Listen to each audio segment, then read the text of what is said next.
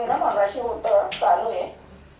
वक्रतुंड महाकाय सूर्यकोटी समप्रभ निर्विघ्नं कुरु मे देवो सर्वकार्येषु सर्वदा. पुंडलीकवरदा हरी विठ्ठल श्री ज्ञानदेव तुकाराम. पंढरीनाथ भगवान की जय. माऊली ज्ञानेश्वर महाराज की जय. जगद्गुरु संत तुकाराम महाराज की जय. सब संतन की जय. माऊली महावैष्णव ज्ञानोबारायांच्या परमश्रेष्ठ अशा ज्ञानेश्वरी ग्रंथाचं चिंतन करत आपण तिसऱ्या अध्यायातल्या 110 क्रमांकाच्या ओव्यांपर्यंत आलोय. आज आपण 111व्या क्रमांकाच्या ओव्यांपासूनचं निरूपण करणार आहोत, ज्यामध्ये श्रीमद भगवद्गीतेतल्या 12व्या अध्यायाचं वर्णन भगवान श्रीकृष्ण परमात्मा करतायत आणि ज्यामध्ये निष्काम भावना त्यागून, फळाची आसक्ती ठेवून आणि कर्मामध्ये अहंभावना ठेवून जे कर्म करतात त्यांना त्या कर्माचं काय फळ मिळतं याचं वर्णन माऊली आपल्याला इथं करताना दिसत आहेत. जे स्वधर्माचा त्याग करतात आणि इतर कर्मांमध्ये स्वतःला लिप्त ठेवतात किंवा कर्मामध्ये अहंभाव ठेवून विषयांमध्ये रमतात, ती लोक कशी चोर आहेत याचं वर्णन माऊली करताना दिसत आहेत. पुढं माऊली काय म्हणतायत ते बघूया.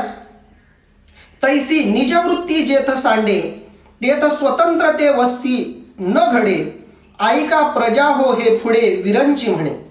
अर्थात त्याप्रमाणे प्रजा हो, जो आपापल्या वर्णाश्रम धर्माचे आचरण सोडतो त्याला खरोखर स्वातंत्र्य मिळत नाही हे निश्चित समजा, असे ब्रह्मदेव म्हणाले.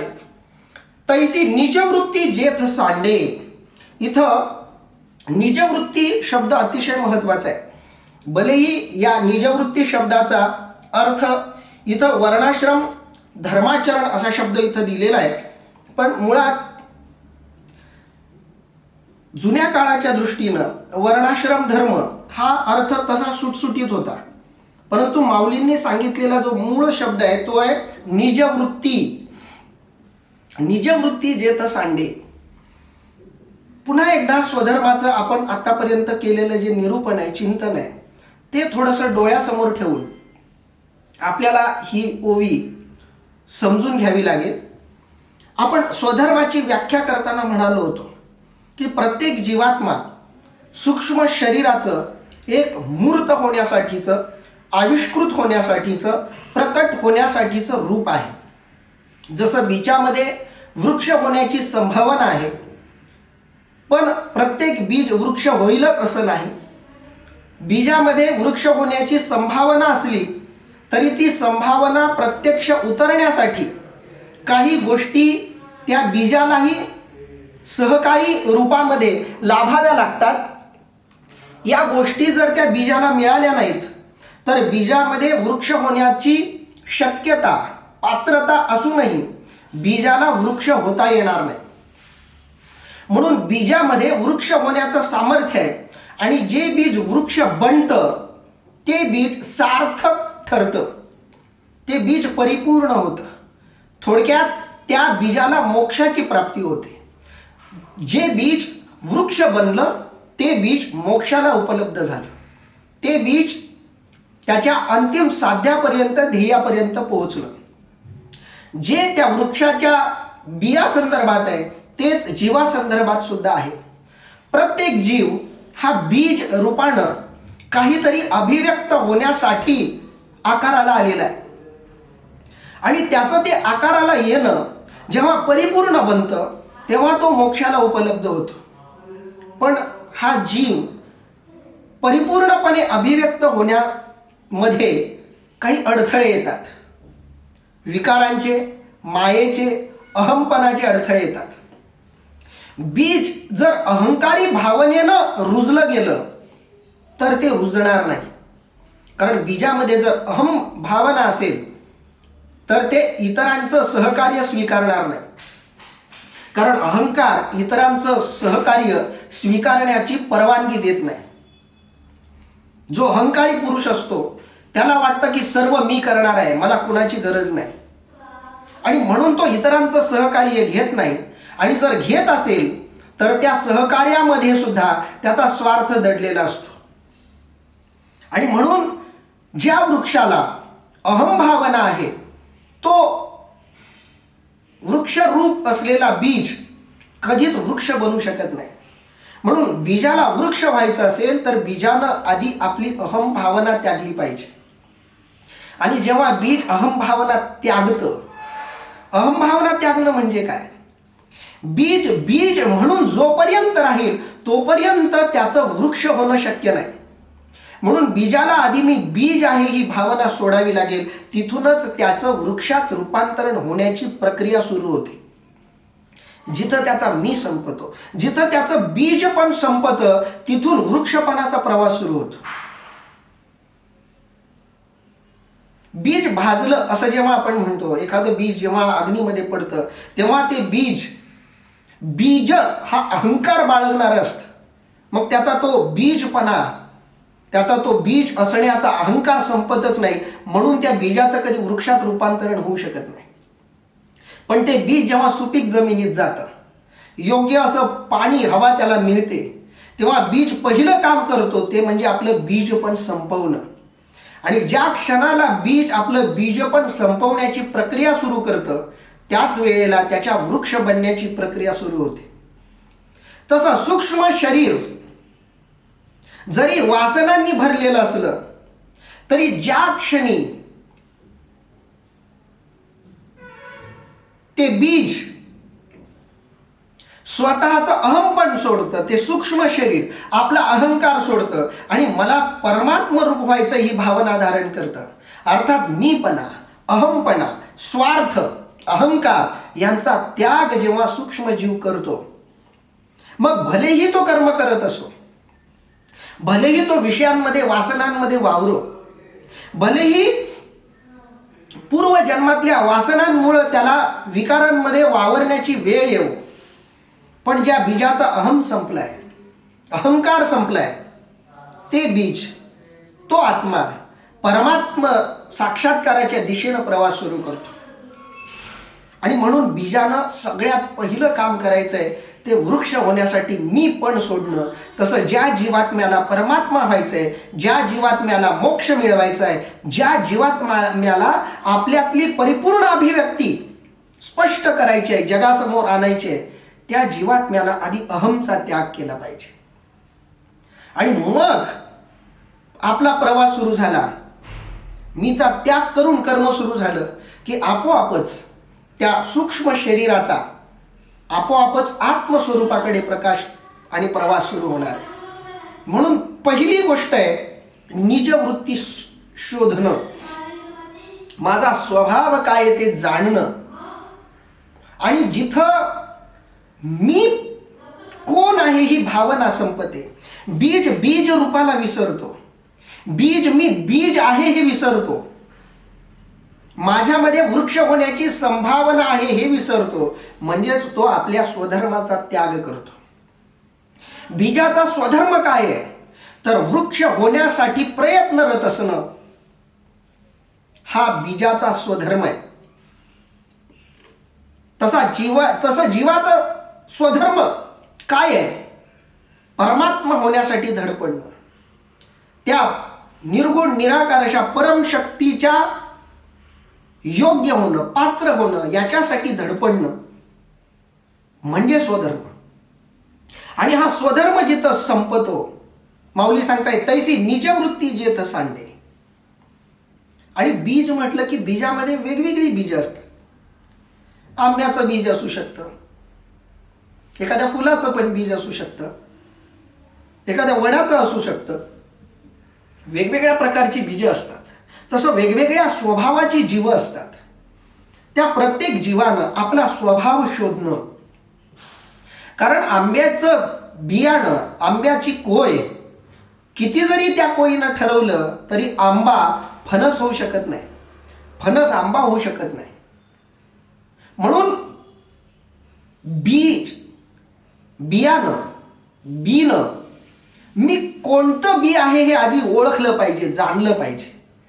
तर त्याला परिपूर्ण दृष्ट्या फुलता येईल, फळता येईल.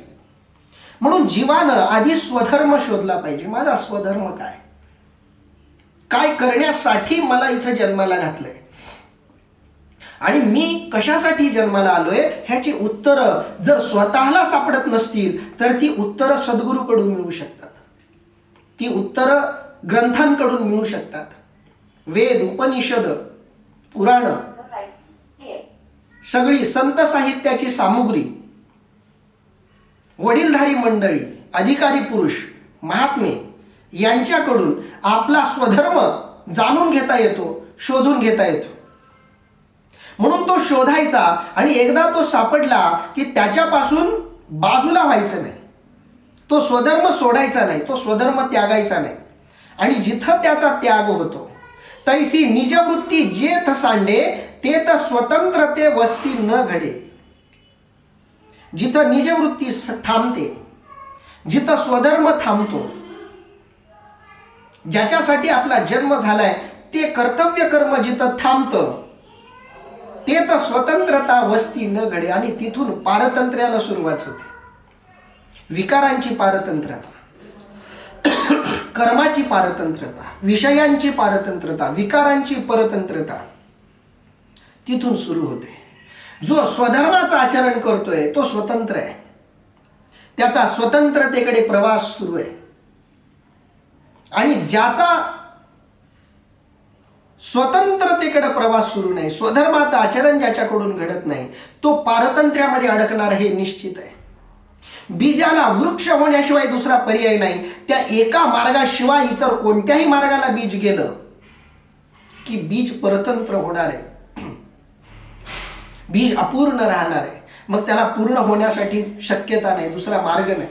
म्हणून निजवृत्ती जेथ सांडे तेथ स्वतंत्रते वस्ती न घडे. लगेच स्वतंत्रता संपते आणि पारतंत्र्य सुरू होत. कारण बीजाला वृक्ष होणं हाच स्वतंत्र होण्याचा एकमेव मार्ग आहे. तसं जीवाला परमात्ममय होण्याचा एकमेव मार्ग म्हणजे मोक्ष. आणि तो मोक्षाचा मार्ग म्हणजे स्वधर्म. त्याचाच त्याग केला की मग पारतंत्र्य आपोआप येणार आहे. जसं एखादा सेनापती आहे, आपल्या सगळ्या सैन्यांबरोबर तो लढतोय, सैन्यांची संगत त्यानं सोडली, युद्धाची भावना त्यानं सोडली की शत्रू त्याच्यावर आक्रमण करून त्याला पारतंत्र्यात टाकणारच आहे, बंदीखान्यात टाकणारच आहे, त्याला गुलाम बनवणारच आहे, त्याला साखळदंडात बांधणारच आहे. म्हणून कोणत्याही योद्ध्याला पारतंत्र्यात जायचं नसेल, कैदी बनायचं नसेल, गुलाम बनायचं नसेल तर त्यानं युद्ध हा मार्ग सोडता कामा नये. युद्धाचा मार्ग सेनापतीनं, योद्ध्यानं सोडला की तो बंदिवान झालाच म्हणून समजा. तसं ज्यानं स्वधर्म सोडला त्याचं पारतंत्र्य संपलंच. ऐका प्रजा हो हे पुढे विरंची म्हणे. विरंची म्हणजे ब्रह्मदेव. ऐका प्रजा हो हे पुढे. पुढे म्हणजे गूढ रहस्य. हे मी तुम्हाला सांगतोय प्रजाजन हो, तुम्ही हे ऐका, असं ब्रह्मदेव म्हणायला लागलेत की तुम्ही तुमचा स्वधर्म सोडू नका. ज्यावेळी स्वधर्म सोडाल त्याच वेळी परतंत्र तुमच्यावर घाला घालेल, पारतंत्र्याची तिथून सुरुवात होईल. म्हणून स्वधर्म जो सांडिल तया ते काळू दंडिल, चोरू म्हणून हरिल सर्वस्व तयाचे. अर्थात म्हणून जो स्वधर्माचा त्याग करील त्याला काळ शिक्षा करील व हा चोर आहे असे समजून त्याचे सर्वस्व हरण करील.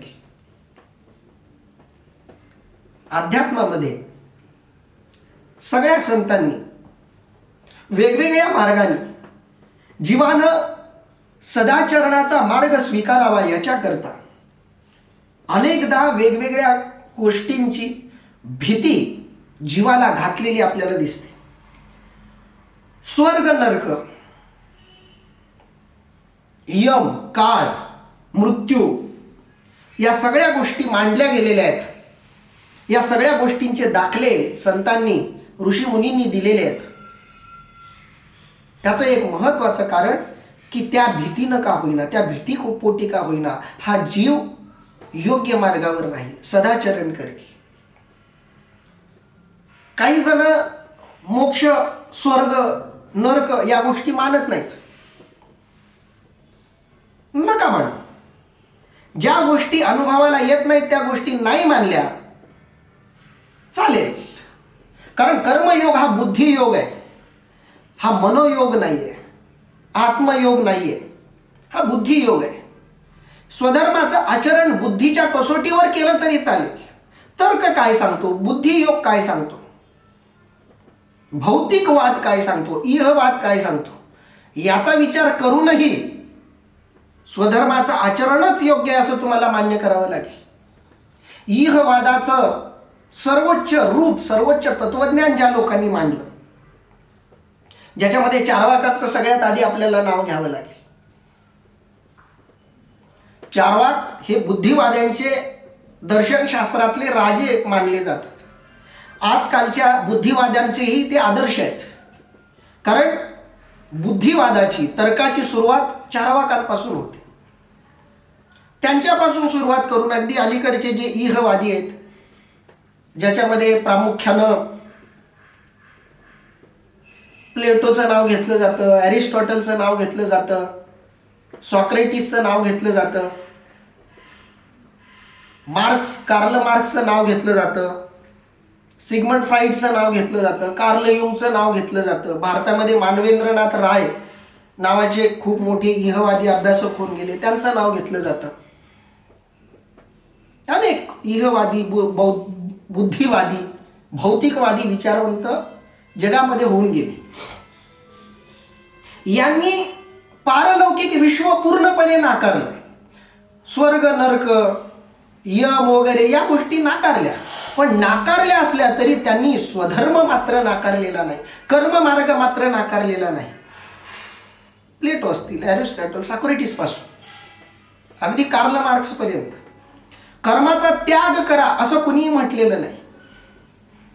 कार्ल मार्क्सनं तर भांडवलवाद्यांना विरोध केला, पण त्यानं भांडवलवाद पूर्णपणे संपावा ही भूमिका घेतली नाही. भांडवलदार असलेच पाहिजेत ही त्याचीही भूमिका होती.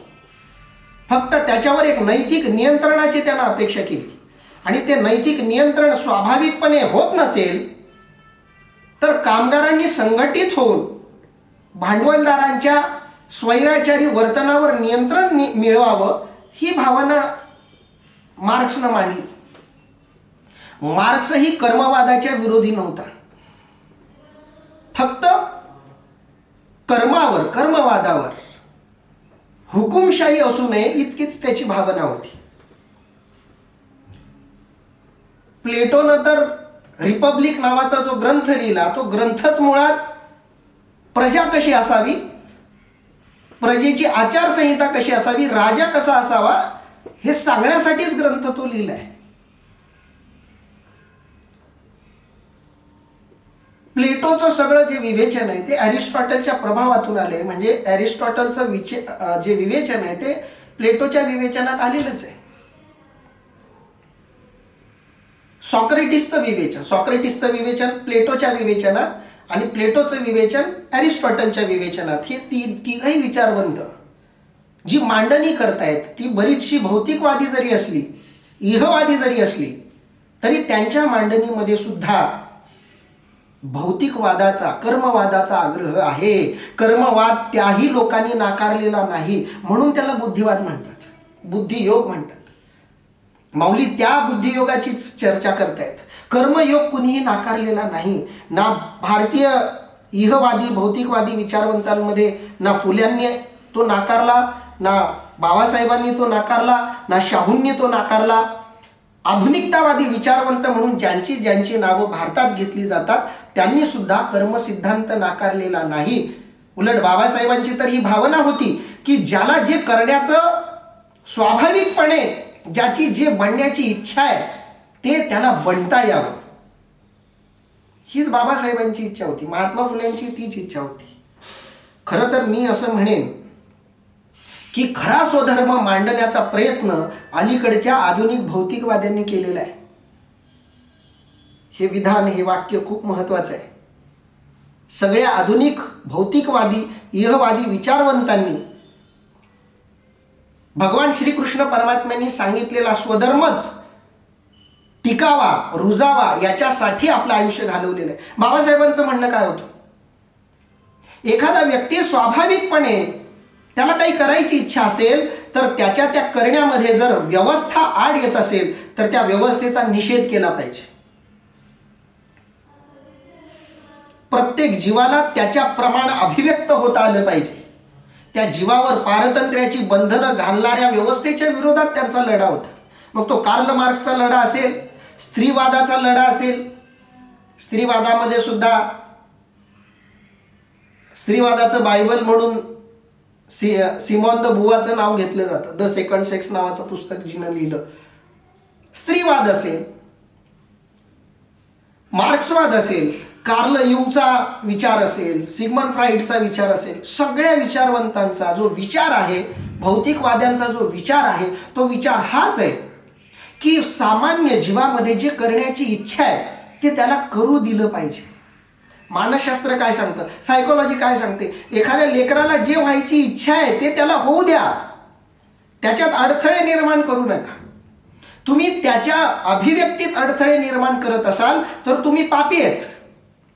भलेही पापी आहात ही भाषा अध्यात्माची आहे, पण भौतिकवाद्यांनी सुद्धा त्या कृतीची निंदाच केलेली आहे. सगळ्या भौतिकवाद्यांनी या गोष्टीची निंदा केलेली आहे. स्वातंत्र्य हा स्वधर्माचा मूलभूत गुणधर्म आहे आणि स्वातंत्र्याचाच आग्रह सगळ्यांनी केलाय. राज्यघटनेचं मूळच स्वातंत्र्य आहे. स्वधर्म म्हणजे स्वातंत्र्याचं दुसरं रूप आहे. जे करण्यासाठी जीव जन्माला आलाय ते त्याला परिपूर्णपणे करू दिलं पाहिजे आणि त्याच्या त्या करण्यामध्ये कोणतीही व्यवस्था आड येत असेल तर त्या व्यवस्थेला विरोध भौतिकवाद्यांनी केलेला आहे. फक्त फरक एवढाच की अध्यात्मवाद्यांनी असं न करणारी जी आहेत, स्वधर्माच्या आड येणारी जी लोक आहेत किंवा स्वधर्माचं चरण न करणारी जी लोक आहेत त्यांना थोडी भीती दाखवली. नरकाची भीती दाखवली, मरणाची भीती दाखवली, दारिद्र्याची भीती दाखवली. एवढाच काय तो फरक. भौतिकवाद्यांनी ती भीती दाखवली नाही. एवढाच फरक आहे. पण आग्रह दोघांचा एकच आहे. भौतिकवादी असो किंवा अध्यात्मवादी असो, दोघांचा आग्रह एकच आहे. स्वधर्म पालन जीवाकडून घडत राहिलं पाहिजे. भगवान श्रीकृष्ण परमात्मा हे खरे समाजवादी आहेत असं मी म्हणतो. आता हे विधान पण खूप विचारपूर्वक मी केलंय की समाजवादाची, साम्यवादाची सुरुवात भगवान कृष्ण परमात्म्यापासून होते. भगवान श्रीकृष्ण परमात्म्याचा काला म्हणजे साम्यवादाचं एक प्रतिकात्मक रूप आहे. 5000 वर्षापूर्वीचं. स्वतः राजपुत्र असून आपल्या सगळ्या मित्रांना जे आपल्याला खायला मिळतं ते त्यांनाही खायला मिळावं याच्याकरता स्वतःच्या घरातून आणलेलं दही, दूध, तूप, लोणी जे चांगल्या उच्च दर्जाचं होतं ते घ्यायचं. त्याच्यामध्ये प्रत्येक गोपाळानं, गोवळ्यानं आणलेलं घरचं जे काही जेवण असेल, शिदोरी असेल ती त्याच्यात मिसळायची. सगळं एकत्र करून सगळ्यांनी वाटून खायचं. हा काला म्हणजे साम्यवादाची भारतातली सुरुवात होती. विषमतेला तिथं थारा नव्हता. भगवान श्री कृष्ण परमात्म्यांनी चोरी का केली? चोरी करायला प्रेरित का केलं इतरांना? त्याच्या मागचं कारणही हे होतं की ज्या गोपाळांचा अधिकार आहे त्यांच्या घरातल्या दही, दूध, तूप, लोण्यांवर, तो अधिकार त्यांना मिळत नव्हता. कारण घरातलं दही, दूध, तूप, लोणी हे बाजारात नेऊन विकायचं, त्याचा पैसा आणायचा, त्याच्यातून घर चालवायचं आणि लेकरालाच उपाशी मारायचं. लेकरालाच दही, दूध, तूप, लोणी द्यायचं नाही, त्यांच्या वाट्याचंही द्यायचं नाही. ही गोष्ट चुकीची होती. म्हणून भगवंतानं सांगितलं तुमचा हक्क सहजपणे मिळत नसेल तर दुसऱ्या मार्गाने ते मिळवा. तो हक्क गोपाळांना भगवंतानं मिळवून दिला. मार्क्सनं याच्यापेक्षा काय वेगळं केलं? सगळ्या सामान्य लोकांना संघटित केलं, भांडवलदार लोकांवर नियंत्रण प्रस्थापित केलं आणि भांडवलदारांकडून कामगारांचा हक्क हिसकावून घेतला आणि तो कामगारांना वाटला. हा कार्ल मार्क्सचा मार्क्सवाद, ह्याचं बीज तुम्हाला भगवान कृष्ण परमात्म्याच्या काल्यामध्ये आणि गोपाळांना त्यांचा हक्क मिळवून देण्यासाठी केलेल्या चोऱ्यांमध्ये सापडेल. आणि म्हणून माऊली सांगतायत स्वधर्म महत्वाचा आहे. आणि तो स्वधर्म कुणीही सोडू नये. म्हणून स्वधर्म हा जो सांडिल, जो स्वधर्म सांडेल. कामगारांना काम केलं पाहिजे, कामगारांना कामच करायचं सोडून दिलं असं